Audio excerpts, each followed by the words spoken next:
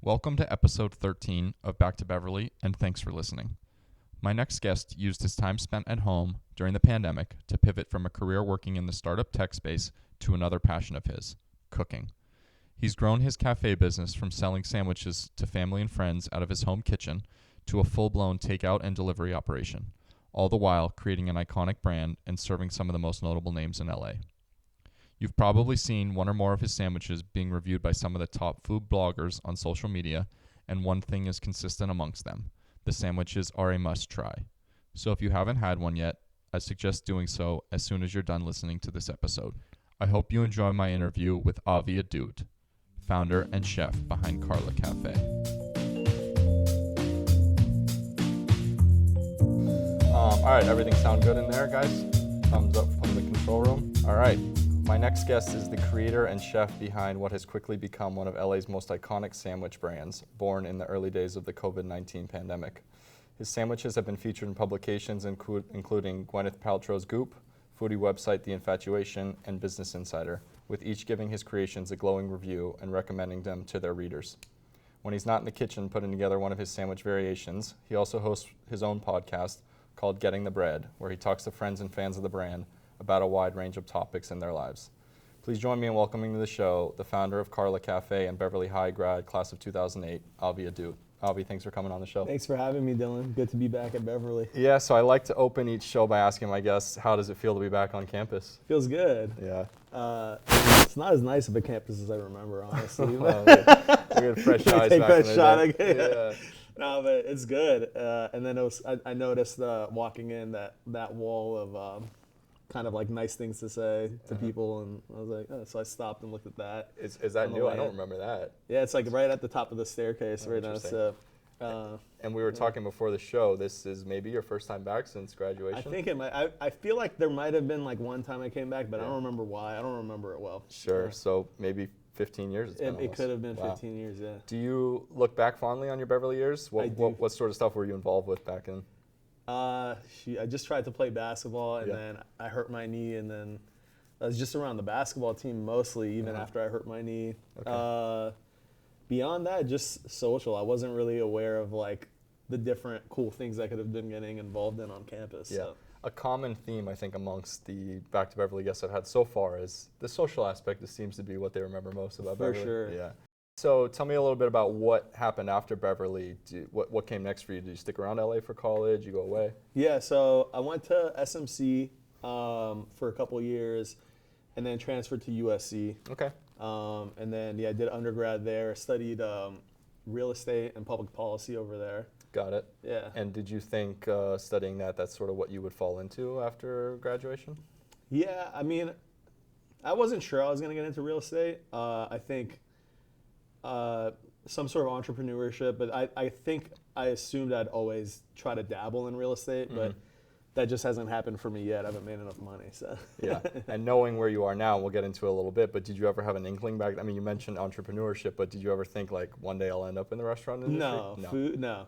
I mean, every once in a while I would kind of fantasize about having some sort of a restaurant, but I never imagined I'd do it for a living. I think I thought that one day if I had enough money, it would be a fun thing to do. Sure. But I never thought it would be how I would make my living. Sort of like a pet project, but it's turned into sort of a full-time gig now. Yeah. For it. So you graduate college, and I think through my research, you end up in the tech space for a number of years, building out an app. Can you tell us a little bit about that experience? What was that like? Building something from scratch.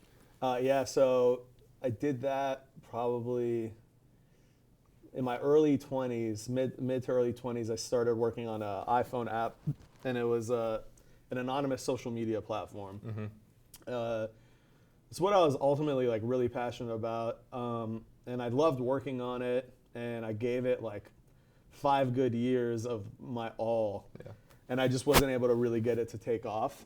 So then when the pandemic hit, I don't know if you want to get, like, if we could just jump into that, but that's kind of, so I wasn't able to get my app to take off, and then May 2020, everyone's in lockdown, and then that's kind of when I had a realization that I probably wasn't going to make my app take off. So I had to think about what can I start doing to make some money, and the first thing that came to my head actually was, I guess I could sell some sandwiches. Yeah. And so that's kind of how we got into this. So you just got in the kitchen and said, what do I crave, and sort of went from there? It's what do I, but that actually happened like a year and a half or 2 years before I started Carla Cafe. Okay. I was doing what do I crave, but for myself. I never had plans of selling it. But what happened is when my fiance would post pictures of the sandwich on her social media, the amount of feedback she would get of people trying to figure out where did she get that from and where could they buy it, because they didn't realize I had made it. That was something that stuck in the back of my head. So the light bulb kind of went off for you there. Yeah, I didn't think I was going to do anything with it, but that type of signal is actually what you learn to look for when you're building a technology or like an app for consumers. Yeah. It's like a concept called product market fit. And so I understood that strong signal of like a pull for something you created was something that you needed to have kind of like exponential growth and to, like for your app. Right. And so at the time I was working on my app and I didn't have it with my app, but I noticed it was there with the sandwich. So it was just something filed in the back of my head at the time. Because it clicked that you had this market there that was sort of eager and ready to try it. And then, so you started making them for friends and family. People would come over. Is that how? Yeah. So there was a little while where it still was never planning on being a business, where I would invite people to my house and I'd cook for them. And that's actually the start of the Carla Cafe Instagram. That was never supposed to be a business. It was just a Finsta. And so I'd invite people to my parents' house on Carla Ridge, and then I kind of I called it Carla Cafe. And I created this like Instagram account with 30 followers of just my friends and family that would come over. And yeah, so we made that Instagram never thinking it was going to be a business. Yeah.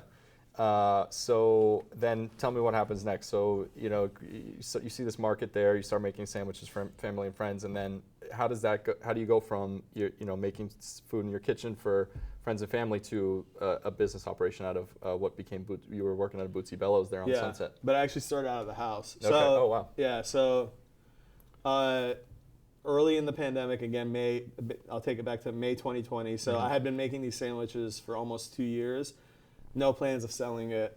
And then I had a conversation with my older brother, and he faced me with a challenge of what can you do to start making money immediately? Any amount of money, not a lot, but right away. And so when he kind of gave me that constraint of like, how can I start making money now? Sandwiches, because it was filed in the back of my head of that demand. Sandwiches was the first thing that came to mind. So I decided literally that week, that coming Thursday, I was going to sell sandwiches to friends and family. So I posted it on Instagram. We pre-sold like 30 sandwiches to friends and family. Then I used the money that they sent me to actually go buy the groceries. So I never actually put a dollar into the business. It's incredible. And then so that Thursday we sold the 30 sandwiches. People came to pick up their sandwiches, and then it was a gigantic hit from that day, actually.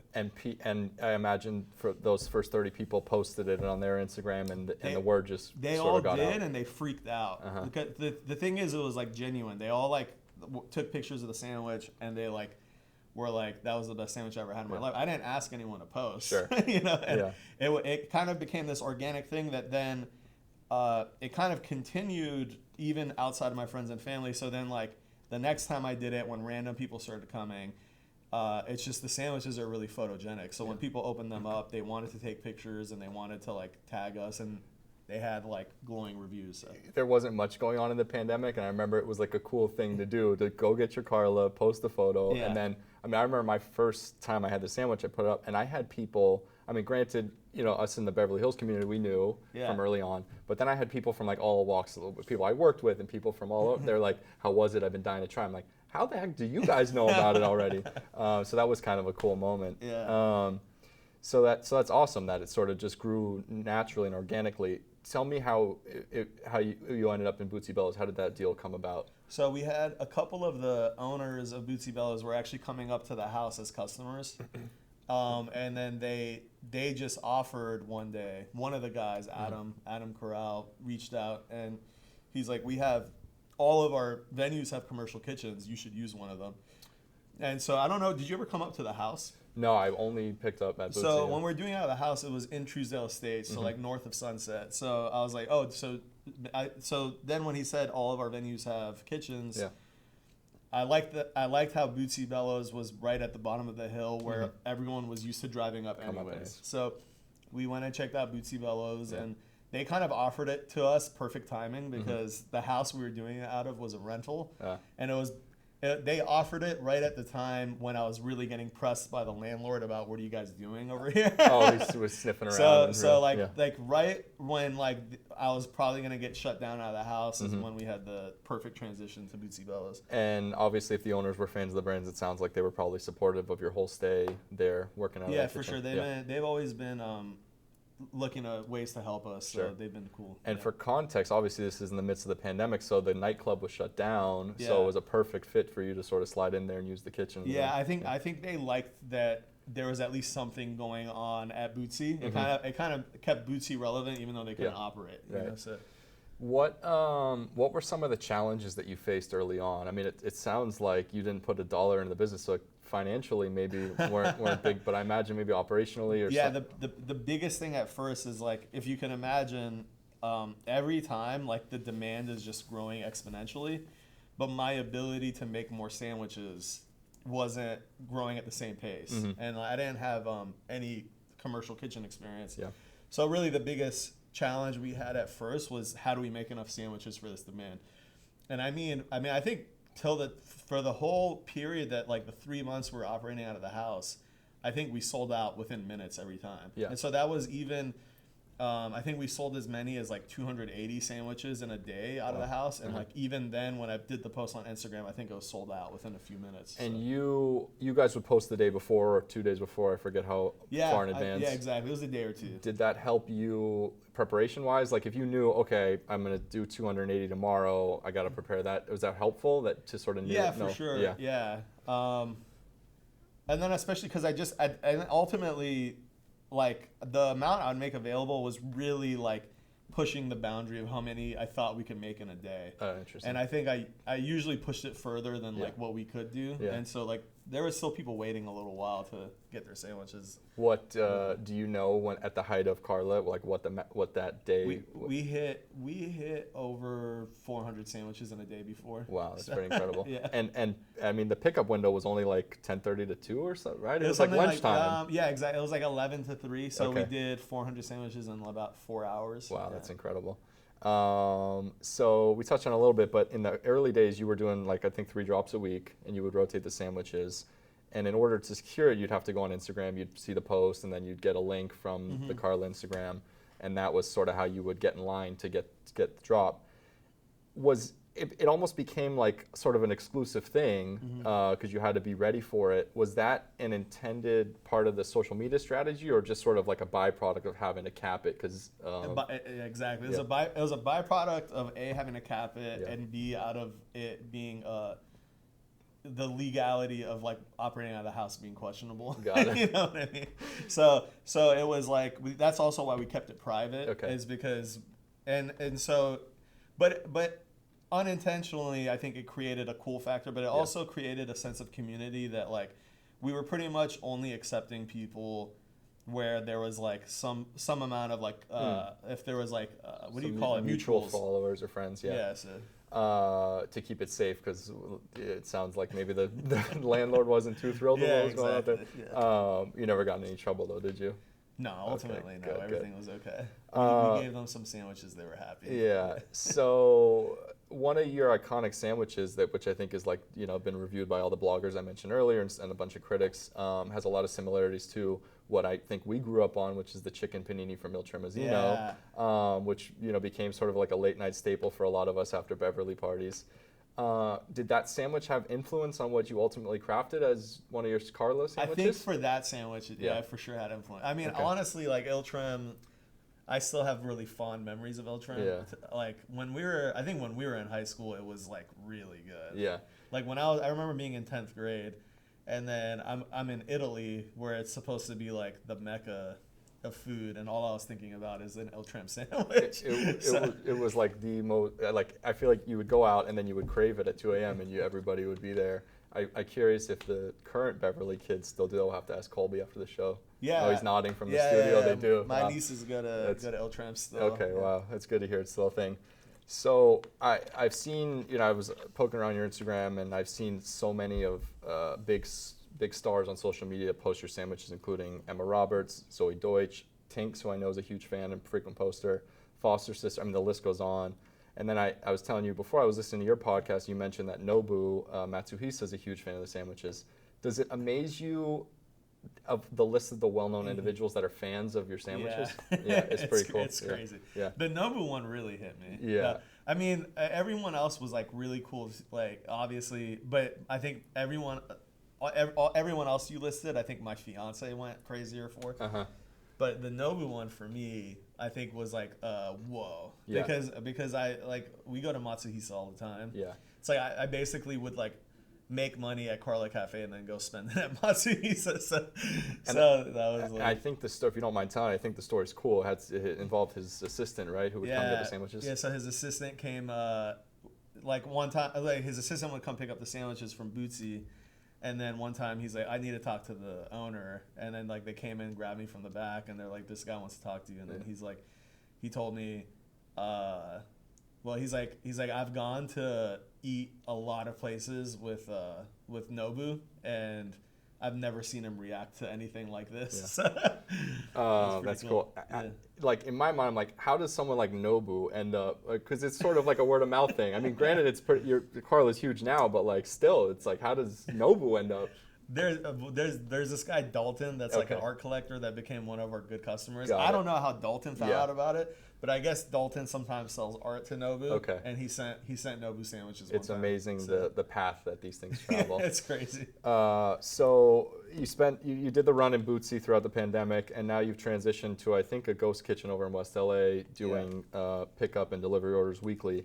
What's next for Carla in the evolution? I mean, are there any plans for your own physical brick and mortar storefront? The goal is definitely storefronts. Yeah. Like Colony has been a good situation for us in terms of when Bootsy told us that like we needed to, like we couldn't operate out of Bootsy anymore. We were able to get up and running out of Colony within like a month and a half. Okay. And so for us, that's a no-brainer because like building out a restaurant or it all takes time. So we needed a solution where we could get up and running as quick as possible. Yeah. But ultimately, I don't think like the Colony situation represents who we want to be as a brand. And so our goal is ultimately to have storefronts. Yeah. Is that a 23 thing, 24? Okay. I think we should, in 23, we should for sure have at least one storefront open. Nice. Yeah. Here, somewhere locally, West Hollywood. I think our target, Beverly Hills, WeHo, I think we want to put a flagship in, so it'll be a little bit bigger and it might have some dine-in. Yeah. But we're also looking in Studio City for the Valley crowd. Yeah, but for more of like a pickup and delivery hub. Got it. Yeah.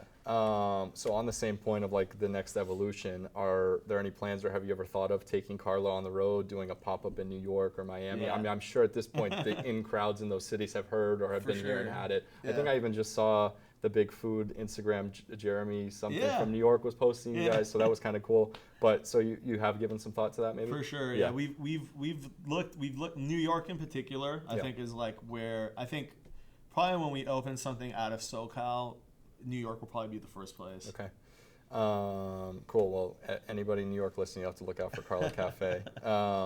So I see often you post late nights, whether it's a hamburger or a bolognese or something, but you're often doing R&D, I think you call it, in the kitchen. Are there any plans to expand the menu maybe when you open the first storefront? For sure. We're trying to do, even out of Colony, we're going to try to get some dinner going. Okay. And so dinner will be a different menu. So that'll be when we try to get some pastas and some new salads out. Nice. And hopefully the tacos come back. I've had those a few times. Oh, yeah. The tacos we might even have next week. Tacos we'll have occasionally for lunch. Okay. So, yeah. Nice. And then, I mean, is there like a certain time for a refresh, or you're just sort of always thinking about what's next to add to the menu? Yeah, I'm always thinking about what's next to add, but then I have to be mindful of like the kitchen operations. Sure. So, because we do a lot of volume, but with like very little in terms of kitchen staff and in terms of space. So, because my guys have to work so hard, I'm just mindful of like how much extra load is it going to add if I add a new item? Sure. So. And how does it work in Colony? Is it like does each restaurant have their own station within the kitchen? We each have our own full kitchen with a door that closes. Oh, wow, interesting. Yeah, so, okay. Yeah. They're small though. Yeah. Like ours is like, we have one of the bigger ones and it's like 200 square feet maybe max. But it made it easy for you to sort of go from bootsy, keep the lights on, and keep making sandwiches. Because places like Colony, they have the kitchens built out for you, the permitting, they have like expedited permitting with like the health department. Amazing. And, So we talked about it a little bit earlier, but where do the recipes come from? I mean, are these just they're what you craved maybe at the beginning, and then from there? It's like a combination of like I'll be like craving something where it's not, I can't go get it already. Mm-hmm. Like if it doesn't already exist in the form that I want it, or like good enough for my standards, then I'll start kind of working on it for myself.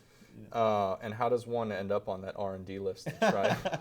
You could come through. Yeah, okay, sure, I'll have to take you up on that. So, having experienced so much success with Carla Cafe, is there any advice that you would sort of offer to the next Avi Ahdoot that's playing around in his or her kitchen these days? My advice would more be to like entrepreneurs in general, I think, than I don't really have. I guess my advice, if you wanted to become a restaurateur, would be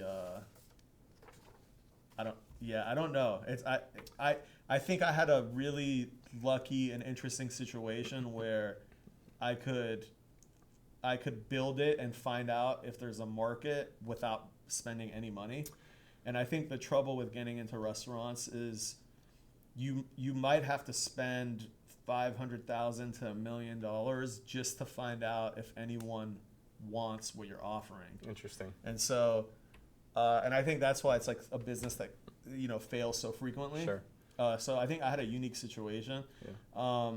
But I think in entrepreneurship, and I guess with restaurant, it'd be the same thing. I think whatever you're interested in, I think figure out the lowest barrier way for you to enter it and figure out if you're on the right track. And so if I even go back to like building out a tech platform, you don't want to assume that you know what people are going to want too much. So you want to do a minimal investment to start figuring out if there's actually a demand for the thing that you think people want, right?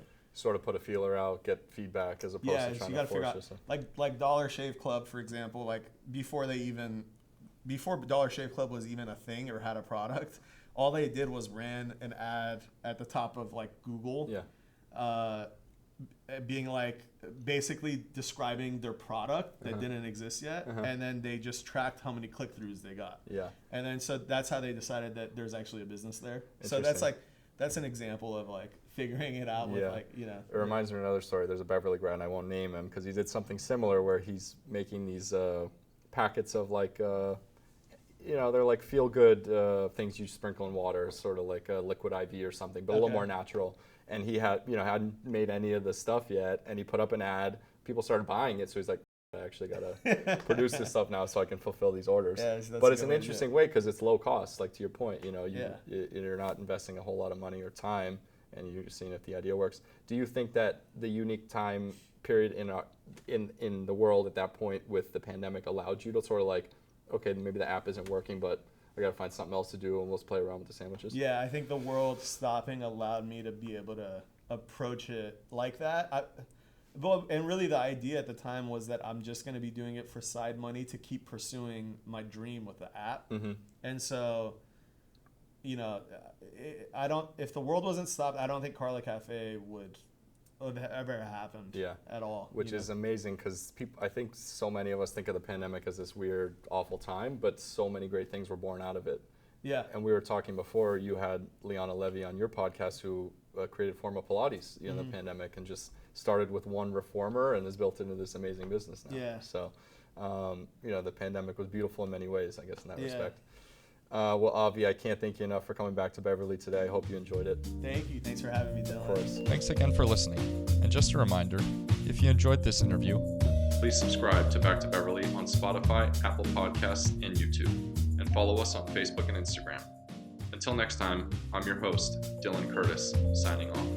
Today's Back to Beverly was recorded live in KBEV's Studio B on the campus of Beverly Hills High School under the supervision of Media Director and Executive Producer Romeo Carey.